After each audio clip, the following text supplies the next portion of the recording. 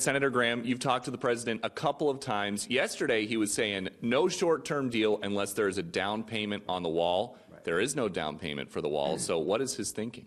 The best way to get this thing to conclusion is open up the government.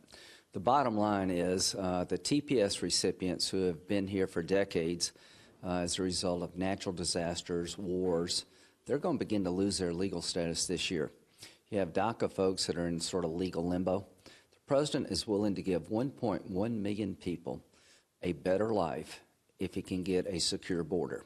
To my Democratic friends, you have voted in the past for wall funding greater than the president's requested.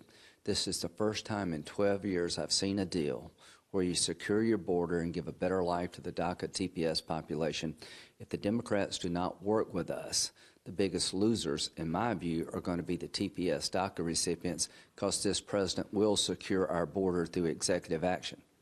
Based on your conversations with him, though, is he leaning toward, if there is no progress in 3 weeks, using his executive authority or just shutting it down again?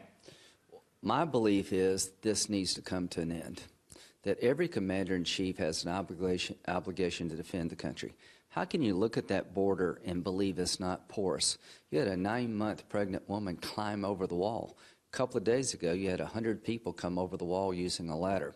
So I think the president is hell-bent on securing our border. He would love to do it through the legislative process. He's willing to give a better life to the TPS DACA recipients, put humanitarian assistance on the table. Here's what I think.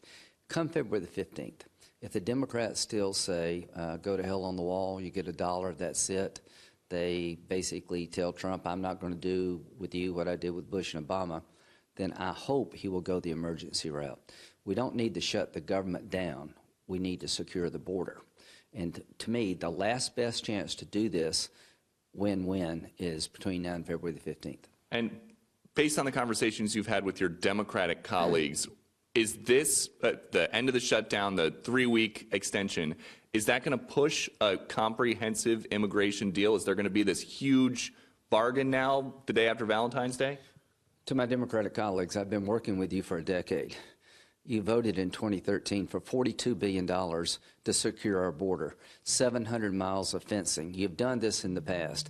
This president is willing to give a better life to the DACA TPS population. The TPS recipients are going to lose their legal status, and this president's willing to work with them if he can get something in return, securing our border. As to shutting the government down again, that makes no sense to me. What I want to do is shut down the crime coming across the border. The real danger to this country is a broken border. To my Democratic colleagues, this is the best chance I've seen since 2006 to get a deal that is a win-win for all of us. Take advantage of it. If you don't, by February the 15th, this president has one choice left: to do it by himself through executive action.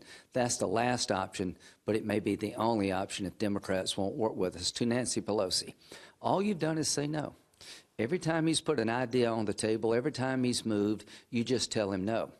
All I can say is to my Democratic senators who took the floor yesterday, 8 of you promised to work with this president to do more on wall security, border funding, barrier funding. If you can push your colleagues to where you're at, we'll get a deal good for the country. Last one. If the government quickly reopens today, will there be a State of the Union address in the House chamber with the Speaker, Nancy Pelosi, sitting behind President Trump on Tuesday night? I hope so. The more we can get back to being normal, the more we can look like a country that has differences but still united in purpose, the better. It would be good for this country to have the president speak from the House chamber with the Speaker over his shoulder, showing that we have differences, but we're also able to work together. To my Democratic colleagues, we've got 3 weeks to bring about a conclusion to a problem that's been going on for 13 years. To the president, thank you for giving us this opportunity. If you have to go it alone, it will be because you tried everything and nothing worked but going it alone. I'm somewhat optimistic that Democratic senators who spoke yesterday are going to make sure the TPS population does not go into the darkness, that these DACA recipients will have a better life, then go to school, then get in-state tuition legally, and all that, all you got to do is to give the president a few $1 billion more for a barrier you've previously voted for. That's all you got to do, is to give him the same thing you gave Obama and Bush, and we'll have a deal that will be good for the country. Please take advantage of this. All right. Senator Lindsey Graham, you heard it here first before anywhere else. Dana, back to you. Peter Doocy, thank you for that enterprising reporting, and thank you, Senator Graham, for being there with us live on the Daily Briefing.